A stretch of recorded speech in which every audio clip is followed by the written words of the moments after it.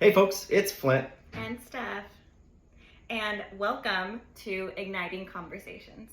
Today we're going to introduce our hourglass. We thought this was a really subtle way to keep us on track during our conversation since it's fluid and unscripted. Every time we flip it, it gives us about 15 minutes, and within those 15 minutes we have a topic. We have 4 segments. The first one, breathing in the present.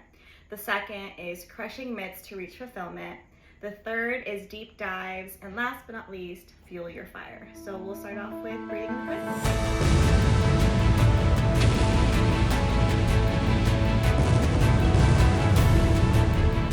Breathing in the present, it really is, it's a play on words as far as being in the present and really concentrating on where you're at in your life at the moment. At the moment, I'm currently the general manager for a super luxurious high-rise in the West Hollywood, Beverly Hills area. I've also had this hidden desire to be a politician, and so when I was presented with the opportunity, I ran for the board of directors for the city of West Hollywood Design District and ended up getting elected. Basically share all the information that I've learned over the years, the experiences that I've had. I feel like I can mentor folks through this series, and I really want to be able to share my experiences and my knowledge with folks, to be able to just share how I got through those humps, how I was able to get through the stressful times, and how important it is to concentrate in the moment and breathing in the present.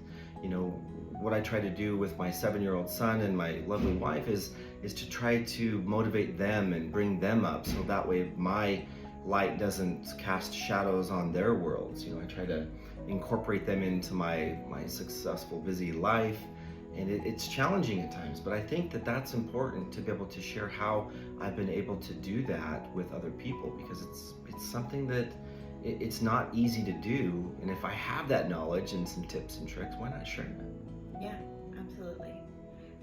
So thanks for sharing that about yourself. I really like this segment, breathing in the present. And when we were creating the 4 segments, this was something that was big for me because I think I struggle being present. I'm always, pursuing something, or I finish something and I'm like, okay, what's next? Let's go. And so where I am now is I'm a business developer for a building restoration company in Southern California, and I'm also a realtor. And the way I got there was really beautiful. The way it all unfolded. I originally wanted to be a pastry chef. That's where I started.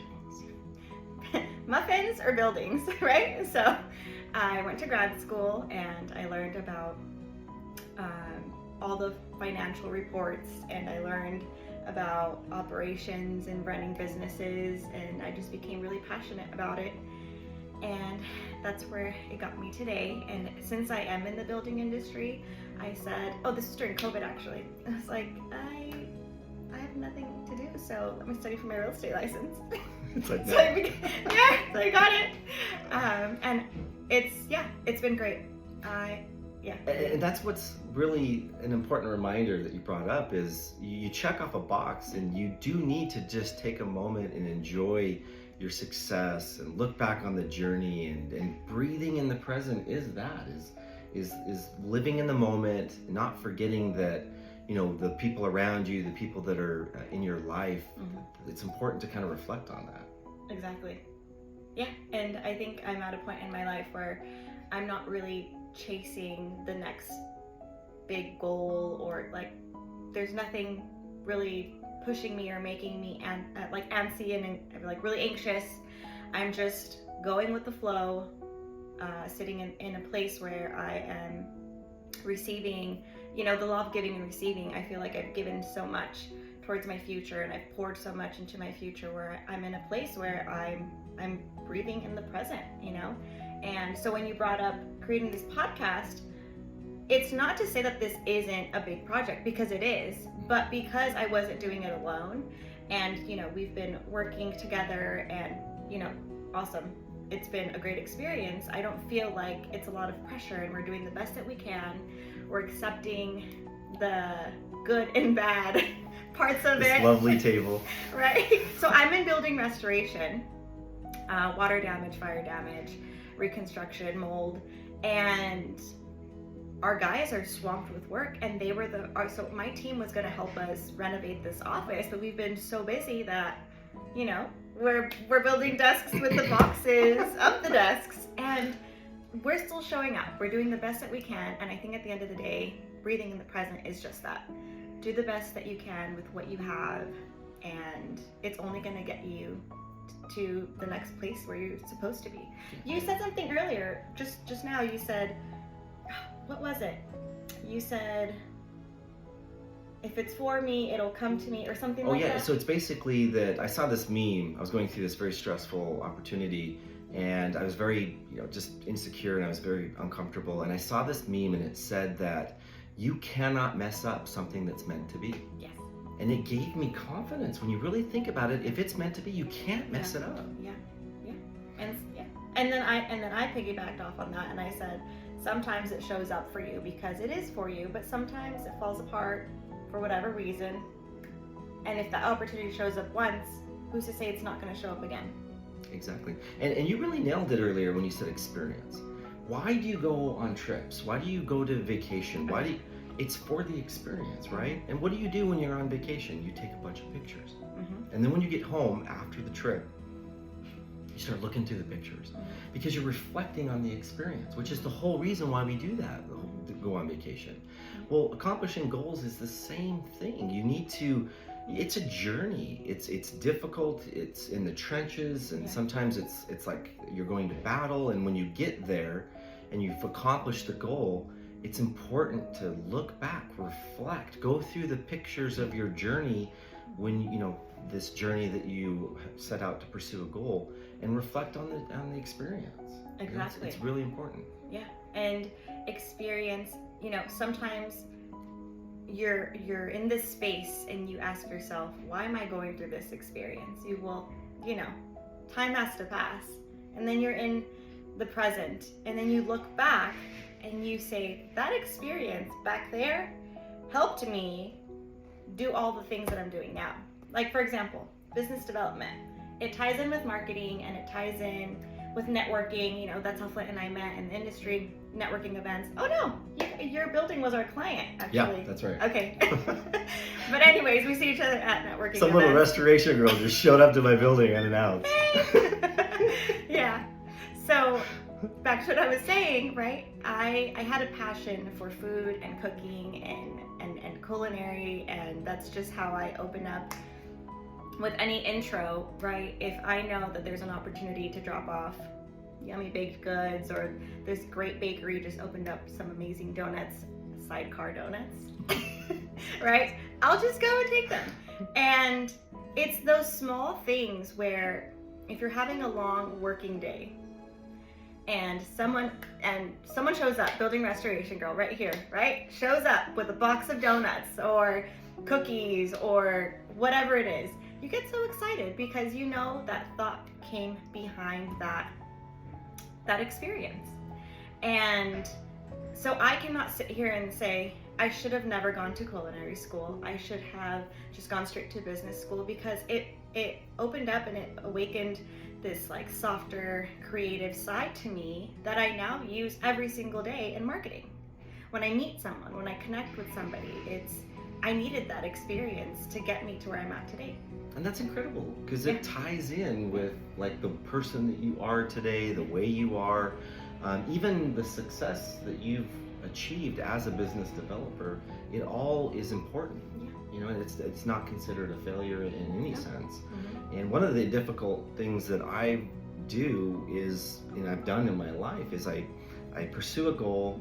I do everything I can. I become obsessed with the goal, 150%. I give it everything I have. But then once I achieve it or accomplish it, it's push it aside, and then, okay, now what's the next goal? And you immediately, go on to that path, and I just have not taken the time to reflect on the journey and the experience. And it really is unfortunate, because that's, again, like we talked about earlier, is part of why we do the things that we do and why we pursue those goals. Yeah. You need to take a moment and just reflect and almost restore yourself, right? To kind of reset your emotions and your capabilities, just to be able to make sure that you crush the next goal. Absolutely. Sorry. I want to talk about like our lives before even entering the restoration. You're not a restoration. Before Is that a entering. recruitment video or what? Yes. What's Do you going want on? to come on? What's going on? So our lives before hitting the building industry, right? Because I don't think anyone in our industry said, this is what I want to do. It's just, it's an opportunity that shows up, Mm-hmm. right? And you're like, hey, this is great. Yeah. I'm gonna try it.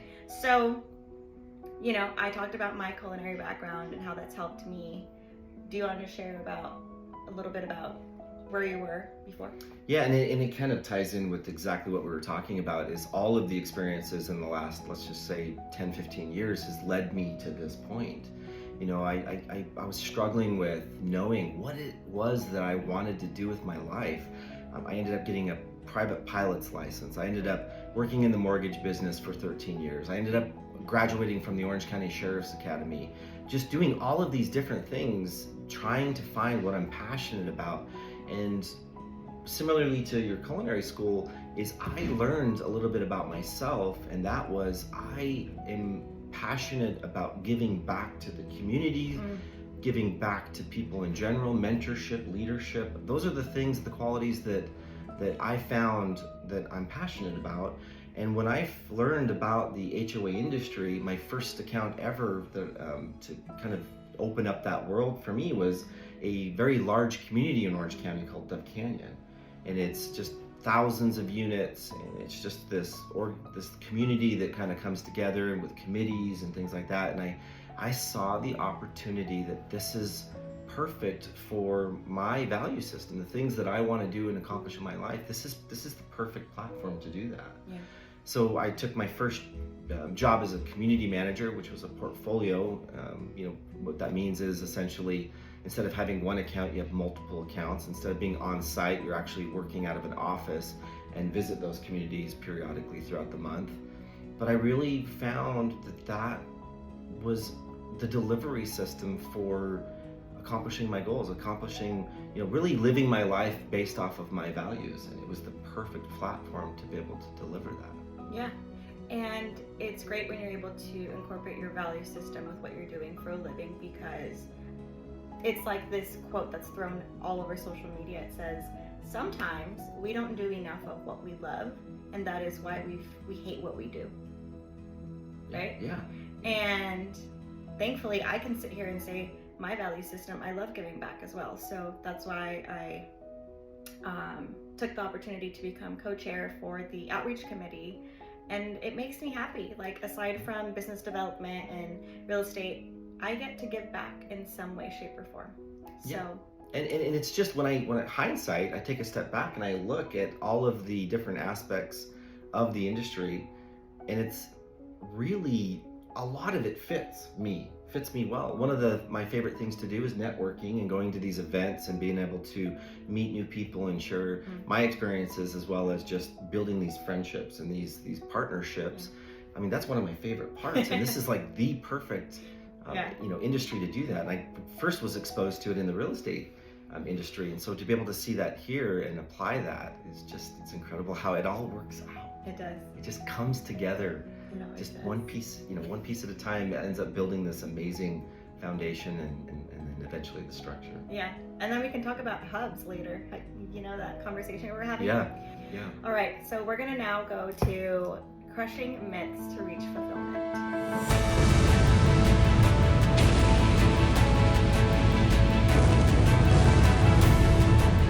When I was a kid, I went through a very traumatic experience in my life. And when my parents got divorced, I felt like the attention and the mentorship, or just basically being a parent, kind of went away, because obviously my parents were focusing on their own problems. It's us children kind of got left in the shadows. And I found myself just questioning my questioning my worth. Like, what am I worth? I felt really, at 13 years old, I just felt lost. I felt like I wasn't worth anything. And when I was failing in school, I felt like I wasn't good at taking tests. And to fast forward a little bit, I learned that that wasn't the case. It was a myth that was being presented to me, and I am worth something, and that I am good at these certain talents, such as taking tests. And I really took a moment to find myself because I had to be self-reliant. I didn't have anybody, a foundation or anybody to fall on. And the myth to me was, you are able to get through anything that life gives you. I could have easily used it as an excuse to say, well, this is who I am. I'm not meant to be anything. And to have that worthless feeling, I could have just been stuck in that cloud. And at such a young age, I struck and attached myself to certain things that motivated me, like dreams. You know, I saw these fighter pilots, and I felt like, oh, I would love to do that one day, you know, and just how some kids want to be a firefighter or a policeman. I wanted to be a fighter pilot and just dreamed about that. And listening to my father's stories about his time in the Navy really just made it, you know, solidified that was something that I dreamed about doing. Yeah. It's great that you say that, because it's almost like a seed was planted in you as a child. And growing up, my father was a businessman, and my mom stayed at home, took care of us, and I thought it was like the most phenomenal team. And even though I had, you know, 2 examples, I always told my dad, and I was like, I want to be a businesswoman. I want to put on my coat, just go to work, and, you know, be a businesswoman. I love that. But I didn't know what that meant. Maybe it was the phone calls he was making in the mornings as he was like, I don't know. But I think that was the moment where I knew that that's more or less what I wanted to do. So after my parents divorced as well, and then my dad passed away, I felt like I had to be self-sufficient, and I felt like I had to become my home. I had to, and I always say this, there's no home without me. And I've always just held on to that, because that's my truth. That's one of my values. And knowing that I am safe and that I'm in a place where I have everything that I need, and I am enough for myself, you know, it's not that it wasn't a goal. I just never said I want to get married and I want to have kids now. And I say that because as a woman, that's heavily pushed towards us. And I never said I don't want it. It was just not right now. I want to make sure that I'm okay, because I saw the love and the care and the attention that was given to us growing up, and I wanted to give that and more, right? So whatever you receive, it's almost like that's comfort, but I want to do more as well. And so I pursued a career. I pursued so much because I felt like I deserved that, and I felt that my future family deserves that too, right? Because you plant seeds in your family. That's right. Your family planted their seeds with you, same with me, and you know, as an individual, you decide what to do with those seeds. Yeah, and I was starting to get lost because of the myth. The myth was saying that I'm worthless, that I'm not meant to do anything. And I started making really bad decisions. I started getting in trouble with the law. And I remember, and again, I'm just a teenager, but I remember being alone and just thinking to myself, like, I'm meant for better than this, that this can't be my life. Yeah. This, you know, it's so negative. I'm getting in trouble with the law. I'm losing my family. I'm making mistakes after mistakes because I believed in the myth. Yeah. And I lost myself. But I remember how I made it through, and how I got through that hump was there was something inside of me that was telling me this is not my life. Yeah. And I think if I was to give some advice to our listeners, is you really need to pay attention to what your soul is telling you, to what that inside of you. Listen to it. Listen to that person that's trying to break free from where it is that you're at. Mm-hmm. And by doing so, I was able to bring myself and lift myself out and just stop believing in it. Yeah. And planting seeds. I love that because I did have a strong family in the beginning when I was growing up, and there were a few seeds that were planted. And mm-hmm. I think attaching to those positive moments and those instances that helped me kind of carry myself through the darkness, it's that you just need to pay attention to what it is that you're telling yourself, and really concentrate on the good times, and don't believe the myths, and don't get sucked into the negativity that sometimes life throws at you. Yeah. So I kind of want to talk about those dark spaces and the negativity, because I don't think it's very healthy to dismiss it. It's showing up for a reason. And oftentimes they show up because it's hard to listen to your intuition, right? This soul, this passion, this fire that you have inside, it's hard to listen to it when you feel like you're walking with the dark, rainy cloud over your head. And personally, I've experienced it, and it was when I had grief in my life. It was heavily present. It was, losing my father, the divorce with my parents. It was all so heavy, but in that moment, the myth was get married, start a family, right? Like, just do your thing. Just going through the motions. Right? Like, because I was at the age where, you can find someone, you can blah, blah, blah. And my mind was, no, I need to take care of myself. I need to listen to my intuition. There's something, and even though you're in a dark space, it's still there. And you're choosing to, well, not choosing, whatever your experience is, you're gonna have it.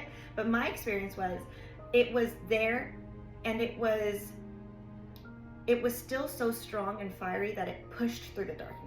So even if there is a little light, just think of like a little firefly inside of your gut. That's your intuition, right? That's your soul on fire. Let that firefly just show the light through the darkness. Just shoot through the darkness. And just imagine that. It's so small, but in a dark space, that firefly is so bright. Absolutely. Right? Absolutely. And that's what's going to help you crush the myth to reach fulfillment. Yeah, and do your homework. Like, how many times do you hear something and let's just say you're trying to set out the goal to become a fighter pilot, and somebody says that you have to, you can't be taller than 7 foot, mm-hmm. or 6 foot, let's say, and you're 6'1". Well, are you really going to let that hearsay, destroy your dream? What if it's not true? It's not true. You have to be, there are some limits because of the height of the cockpit, but the point is do your own homework. Find out for yourself what is the actual requirements, because I've heard stories before and almost lost my own dream because of it, being told something that simply wasn't true. So you definitely have to do your own homework to make sure that those myths don't, that they're myths. And sometimes your dream, your goal it has expectations all over it. Right? And when we want something, we want that same exact thing that we're talking about, but that thing has expectations, and sometimes it's not what we need. We want it, but it's not what we need. So even though you push through to reach your fulfillments and your goals, and so did I had to make some adjustments. I had to reevaluate, reassess, and say, okay, well, let me try that one out, right? That opportunity. And it all just worked out every single time. It was very close to what I wanted, very, very close, but I had to give a little and not have as many expectations, because when you have expectations, you're setting yourself for failure. That's right. Yeah. So just to recap, how we got through and crushed those myths is we believed in ourselves. Mm-hmm. We relied on the positive experiences. We did our homework. we believed in ourselves and the goals that we wanted to set, not what's set for us with society. Like, being a stay-at-home mom. You basically continued your path, and that was your goal, to be a businesswoman. So we really need to rely on ourselves. Yeah. And I'm not sitting here saying that I think being a stay-at-home mom is not a job. I think it is. I mean, I've seen Absolutely. it, and I think when I have my own family, that may be in the books for me. I don't know what's ahead for me, but that just initially wasn't my desire. That wasn't something that I had to jump into and take care of, because I was hurting. I was healing. And I was grieving, and I had to do something for me to feel, like I said, there was no home without me, and I had to create that for myself. Okay. And feeling accomplished. Okay. Because maybe because of what had happened to me in my childhood, is that I'm overcompensating. I could be overcompensating because I had that feeling of worthlessness, and maybe by accomplishing these goals and checking off these boxes, maybe that's my way of feeling needed or worth something. So I feel accomplished all the time, but actually fulfilled, I don't feel like I've achieved that yet. Because fulfillment to me is, I can basically take a step back and think, I've done what I've come to do. But the closest I've received to reaching fulfillment is when my son was born. When my son was born, there's something inside of me that now that I've passed on this legacy, I feel like if something were to happen to me, I feel like I've lived a good life. I've had a couple of lives because of things that have happened to me in my life, where I've moved out of state, and just, I feel like I've had a couple of lives, but it wasn't until my son was born that I actually feel that level of fulfillment. Okay. And so that was the closest I've achieved. But I think that the actual fulfillment is when you kind of take a step back and reflect on the present and look at all of the pieces. I think that's when you can actually achieve that fulfillment. What about you? I'm sitting here and I'm listening to your thought process with fulfillment, and I feel like I've reached fulfillment multiple times in my life, but I was not being present because I was chasing the next best thing. And if you ask me now, which I'm more aware of how important it is to be present, I feel fulfilled. And the moment where it just checked off was when I got my real estate license, because I've always been chasing certifications, degrees, right? And finally, real estate just kind of wrapped it all together. And no matter where I'm at in life, I know how to run a business. And I'm a realtor. I just felt like I was going to be safe. And I felt like in that moment, no matter what happens, I have my backpack on with all my skills and my tools. And there's nothing more that I've ever wanted than just that feeling, knowing that I have a backpack filled with skills, resources, tools, connections, and yeah, I have to say. And that's fulfillment. Yeah. We all have our own definitions of what fulfillment is to us, but that's fulfillment. Yeah. Here we go. Deep dives.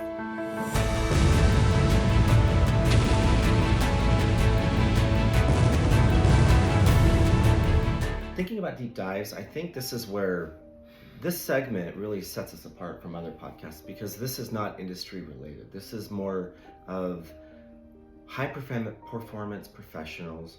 How do you deal with the stress? And really giving advice and an insight to our experiences that will hopefully do something positive for you.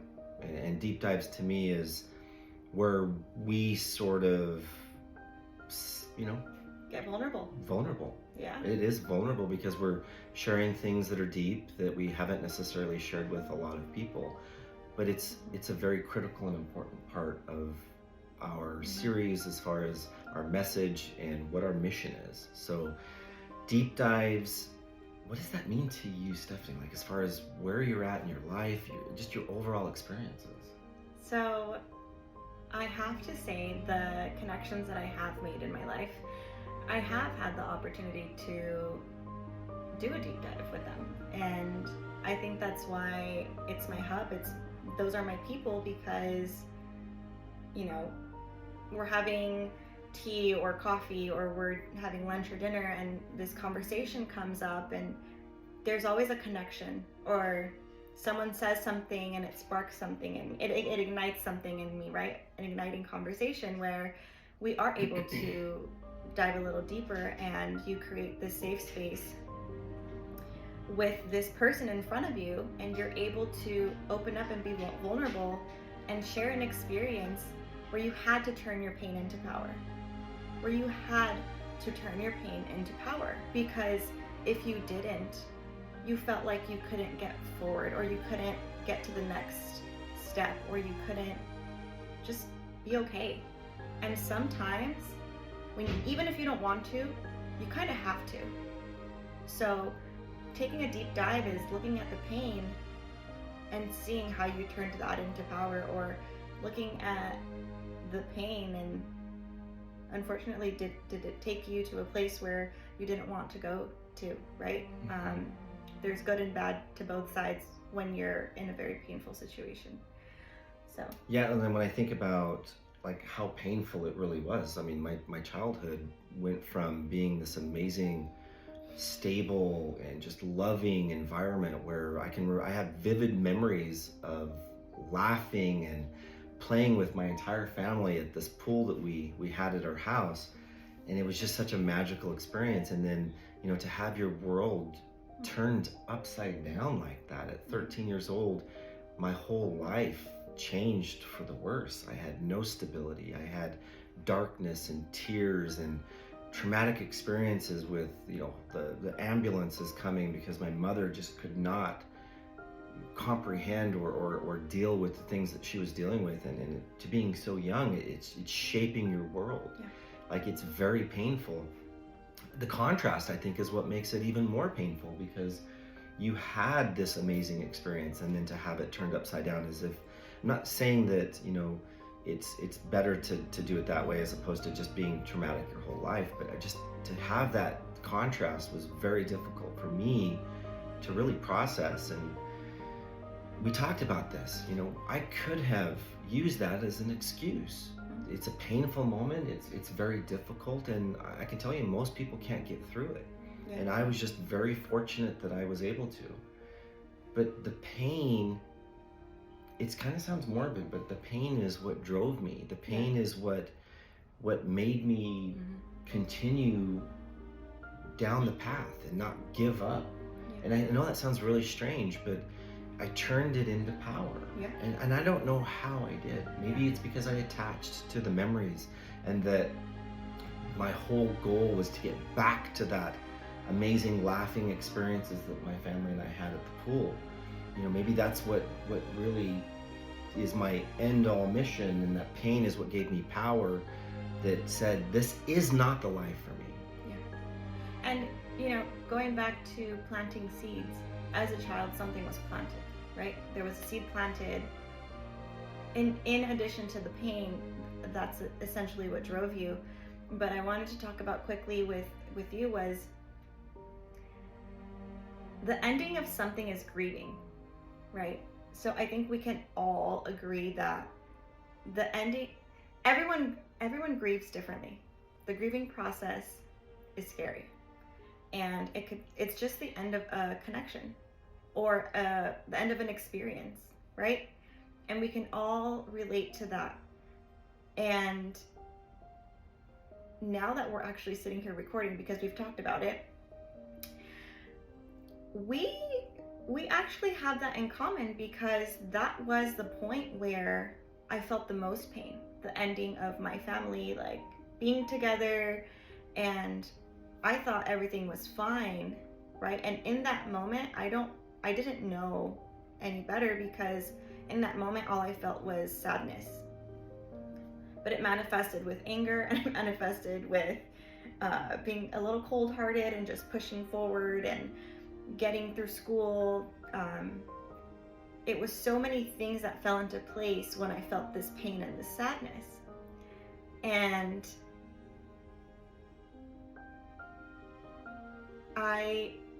I think my seed that was planted was my parents provided for me financially, spiritually, emotionally, mentally, physically. I always had a hot meal on my table. Like I too thought I was on top of the world. And even though there was heartache and pain, my seed is to have a healthy alignment first with my partner, where if something does fall out, we can have that healthy conversation and communication. So if we do have kids, we can explain to them, because we're able to process that ending. Yeah, and I'm really glad you said that, because communication is so healthy. But one of the things that I did for my entire upbringing, even the last 20 years, bottling this up. When you say grieving, what did you say? Something about the ending? The ending of something. It is grieving, and I never grieved. All I did was pull my bootstraps up and focus on the goal and just check box after box. But I realized I never grieved. I never dealt with or communicated. I've been groomed my whole life since birth that men do not show emotion. You don't talk about things, you don't share, but it's so unhealthy.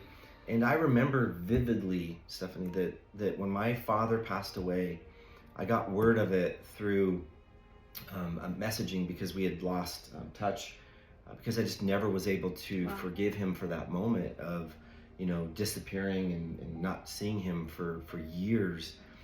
And I never grieved. I never dealt with it. And when I found out that he passed away, I dropped, and I'm not talking about the proverbial, I'm talking about literally dropped to my knees and wept. And I feel like I wept for hours. And I spent the next 3 days in this rainstorm of emotion and grief and sadness. And it was essentially me grieving. It was as if I was this caterpillar and I'm going into this sarcophagus, or whatever you call it when they become a butterfly. And it's like I'm just in this darkness and I'm dealing with it. And then at the end of the grieving period, it was as if I busted through as a butterfly. I was essentially healed. Yeah. And, breaking down in that moment, I like to call that the stuff that came out of the rug. Because when you go through really hard situations or you're grieving, we kind of just throw it under the rug. Okay, I'm a little sad right now, I'm just gonna brush it all under, just put the rug over, still looks good, we're good, keep going. Well, here's the thing, when it's time to roll the rug up and put it away because you don't need the rug anymore, all the stuff that you put under there just shows up. It shows up, and when it shows up, it's like, it feels like the first time you put it away, if not worse than that. Yeah. Right? Yeah. It like haunts you. And you're like, geez, why did I do that? Why didn't I just face it, sit with it in that moment? It's gonna hurt, but just sit with it and use the tools, use the resources, use the skills to move forward. Because now you're not carrying a bag full of feelings and emotions that you weren't ready to deal with. It was just a weight off my shoulders, and it really was the turning point in my life, because then I started realizing, this is what it feels like to actually, first of all, deal with the emotions I've never dealt with and that I've been bottling up. But what an amazing feeling after the rainstorm. Think about the rainstorm. It clears all the toxins in the air, and the sky is so crystal clear afterwards. It is. It's like this fresh.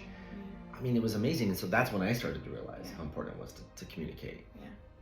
And then do you ever feel like you're triggered by something that so you've put something away and then you're triggered by something. And it could be like the most jolly, happy, joyful situation, and you just break down because you're triggered by that one thing. Well, yeah, because you didn't sit with the pain. You didn't let yourself cry. Like, I've been in happy situations where I'm crying and the person in front of me is like, why are you crying? And it's because I didn't deal with the thing back then, and then I was triggered by it, and here I am crying, not happy tears, but it's like sadness tears, but happy. So it's, do you get what I'm trying to say? Yeah, I do. And you, in fact, in our side conversations, you basically shared one of the most life-changing things for me, and that is that you don't ever really heal completely, and you probably never will. Yeah. And that all you can really do is heal in the moment to where you can get through that moment. But absolutely, like, there's moments where things trigger me, and I think of like childhood experiences and my father, and now that he's no longer with us, it's like there's certain levels of, call it regret or call it just missed opportunities. But yeah, I mean, I don't feel like I'll ever fully heal. Yeah. And I love the fact that you brought that to my attention, because we may not. No. We just need to deal with, healing at the moment to get us through those experiences. Yeah, and I think I said that because I feel myself doing the work, right? I'm doing the work. I'm journaling, I'm meditating, I'm taking care of my physical health, I'm eating well, taking my vitamins, supplements, all the great stuff. And I'm like, yeah, I feel great. But then there's triggers, right? And then when those triggers show up, it's triggering a newer version of you. I like to say a better version of me, because if I look back and I compare myself to the old version of me, or the past version, I love who I am. I like who I am. I really do, right? I created this home. There's no home without me. Whoa, I just had a deja vu. That was really weird. But at the end of the day, think of two things. Think of two things right now. You had every excuse not to be successful, be the person that you are, and look what you were able to accomplish. You busted through this myth. Yeah. And you've reached fulfillment. Yeah. So I had to take a moment, because I had my own experience right now where I'm sitting here sharing my pain and sharing a process that was one of the most life-changing experiences of my life, and I'm sitting here and I'm sharing that I love who I am. Like, that took a lot of work to sit here and say that. The pain, I love the pain that I went through. I love the experiences that I went through. And I can say that confidently. If someone were to question me or doubt me, or you just say something about me, that's fine. That's your experience. But I'm sitting here and saying, I like who I am. And so it was just a full, heartfelt moment where I just had to step away and say, Flint, can we turn off the camera? But it's a good point, because we're asked a lot, being a high performance, especially when you start reaching success, is, imagine if you wouldn't have gone through that trauma. And when I think back, I would not be the person that I am today. No. And it's unusual for people to say that I wouldn't change the pain, because of the fact that I use that pain for power. I use that pain to drive me. If you take any of the experiences that I had in my life that were painful, you're taking away my power. Yeah. And I truly believe that's why I was able to make it through. Yeah. And I would not change. I love who I am too. I love all of the quirks and the nuances and the differences that make me who I am. But again, it's because I was able to turn that pain into power. Yeah, and I could sit here and say, I know I've helped people. I know I've influenced people, or I've helped change a certain aspect of their lives, because I sat there and I was vulnerable and I said, I've been there. Or I've sat there and I've said, I hear you, I understand you. You're not alone. I've been hurting as well. I'll walk this path with you, right? So it's being present and showing that you can be vulnerable through the bad times as well, and turning that pain into power, because we're actually doing it. So it's very influential, right? Agreed. And that is our deep dive segment. Let's jump into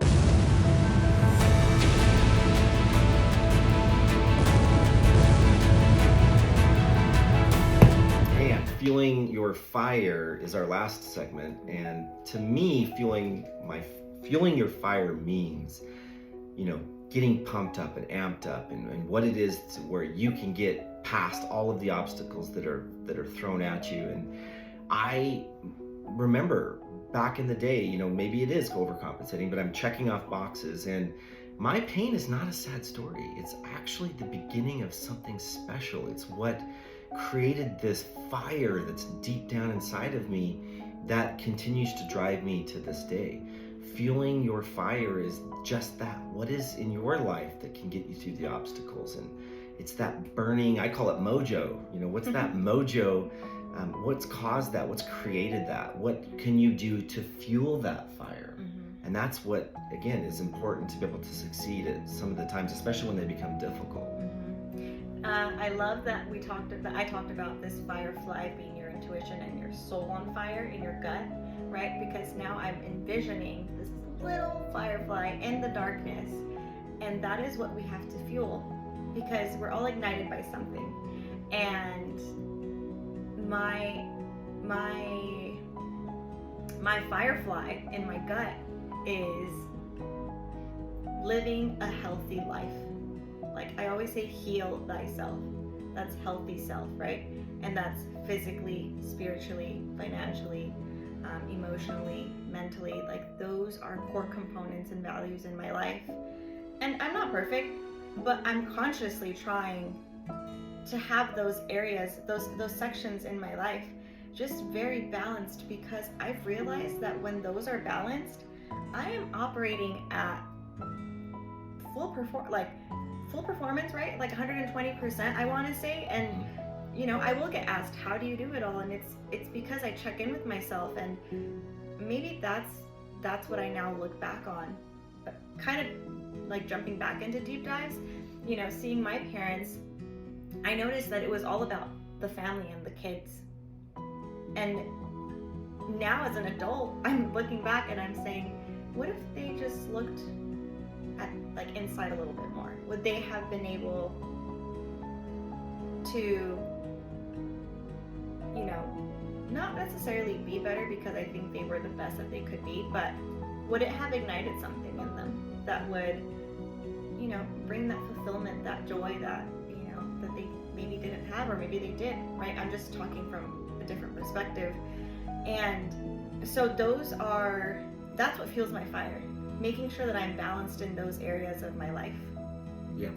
And what fuels my fire is some of the times where when I'm pursuing those goals and I'm checking off those boxes, that's when I feel the most alive. Yeah. Right? So once I accomplish a goal, it's like I need to hurry up and start pursuing another goal, because that's what makes me feel alive. That's what fuels my fire.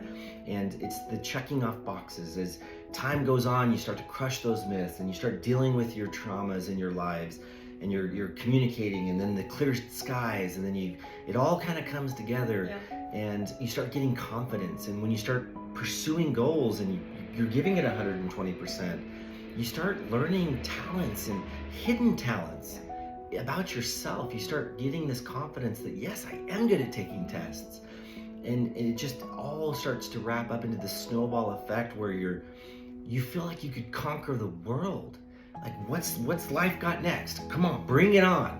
I'm ready for it. And that's what's the most magical part about the journey, is just building those confidences and the hindsight of taking a moment, reflecting on the past, the journey, and see how far you've come. Like, it's incredible. Hearing you say that, I'm like, yeah, that resonates so much, but I'm not there anymore. Not to say that I don't have goals, but I just feel like I was just going, that I wasn't focusing on these values that I was talking about earlier, that now that is what really fuels my fire. Be feeling balanced so that I can be present and grateful in that moment, because that only invites more grateful experiences and more experiences that are pouring into my life, Yep. And basically it just doesn't stop. Like it's maybe this goal is this year, and then it creates something inside of you that you felt like, oh, there's a passion there that I didn't know about. And that's happened to me recently, is because I've checked off enough boxes to where I have a reputation and this knowledge that's in my brain that people come to me and say, what do I do about in this situation? What I've found myself doing, Steph, is mentoring. And it is very rewarding when you have that individual and you watch them grow and you take what knowledge you have. It doesn't necessarily mean you have the answers to everything, because what I teach the people that I mentor is it's just about perspective.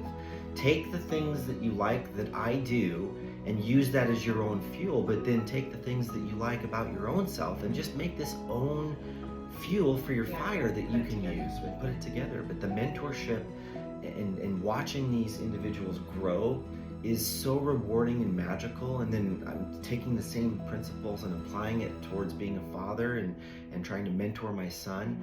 It's just a part of life that I didn't know about before, and I really enjoy.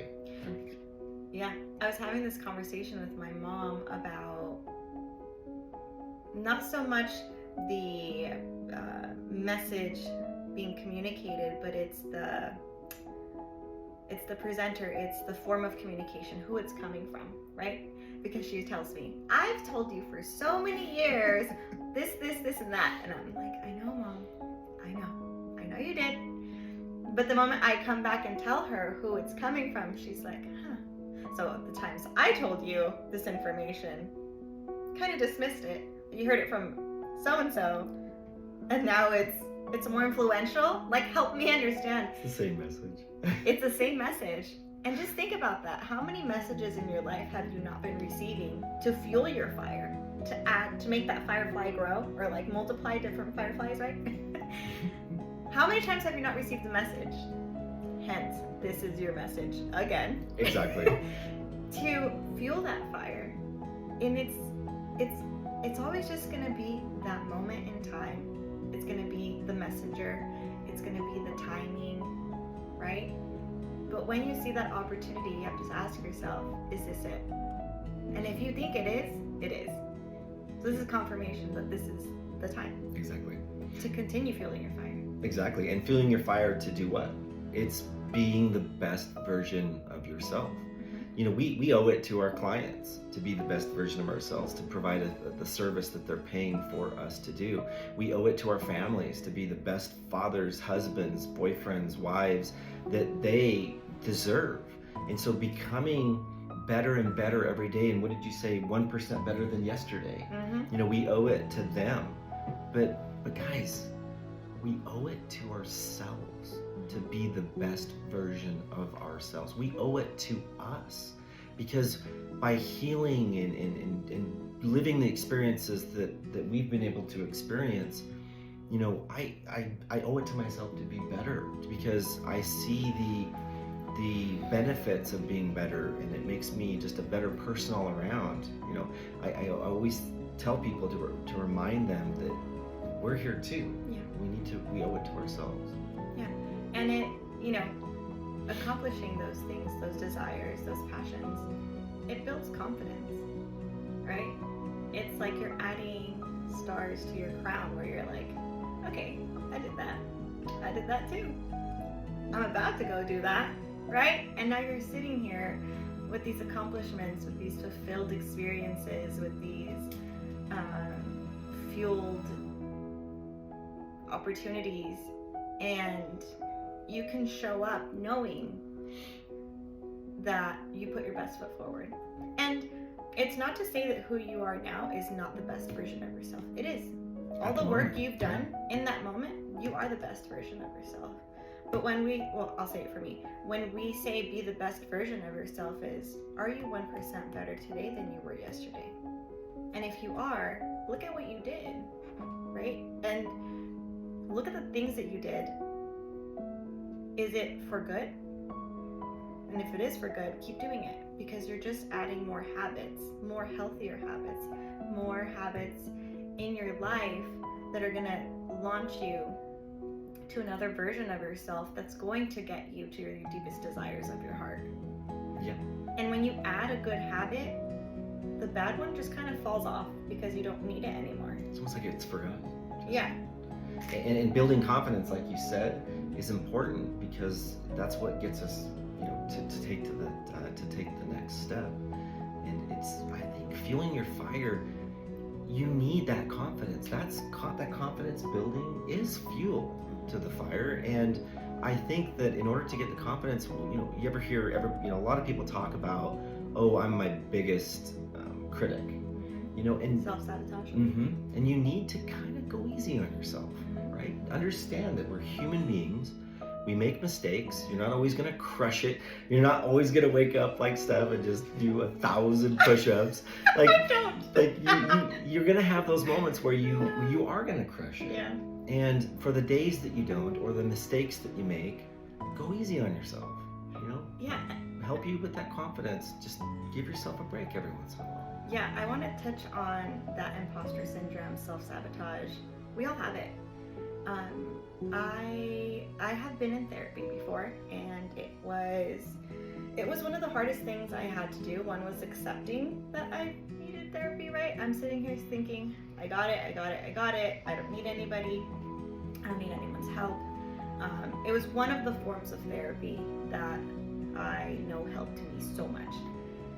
So what I'm saying here is, I got to learn that compassion for myself is so important. I have it for other people, but for myself, my heart, I don't even want to start. But I am so hard on myself. And I know most of you are too. And when you are so hard on yourself, just remember this. This was like the most heartfelt moment in therapy. My therapist said, be compassionate, hold grace. Because that part of you that's showing up, at one point in your life, you really needed it to protect you. That version of you. And it's okay if it shows up. But ask the Steph that's large and in charge, has everything under control, that the younger Steph, she's got it. We don't need to react like that anymore. We don't have to respond that way anymore. We don't have to kick in and say, no, you can't do that. Yes, we can. Don't worry. This present version of myself is here. So when you start having this, moment of doubt and fear, acknowledge it. Say, hey, that version of me at one point protected me. But the version of me now, who I am now, who I'm showing up as now, do they have me? And the answer most of the time is, yeah, we got this. Mm-hmm. That's right. Right? And be careful, because, when you're fueling your fire too much, you face potential burnout. Yes. And some of the things that you can do is really, again, like we talked about before, is focus on the moment, breathing in the present, reflect on, the journey. But most importantly, I think, Steph, is listen to your body. If your body's saying, whoa, that's 999 push-ups, I'm not gonna be able to do that 1,000th, listen to it. Listen to your body. Make sure that you pay attention to that, because you're fueling your fire, which is really good. But just listen to your body. Listen to what it has to say. Yeah. It's great that we're touching all sides of it, because we've experienced it, where we're operating at 1,000%, and then we kind of have to slow ourselves down because we just can't continue that pace, right?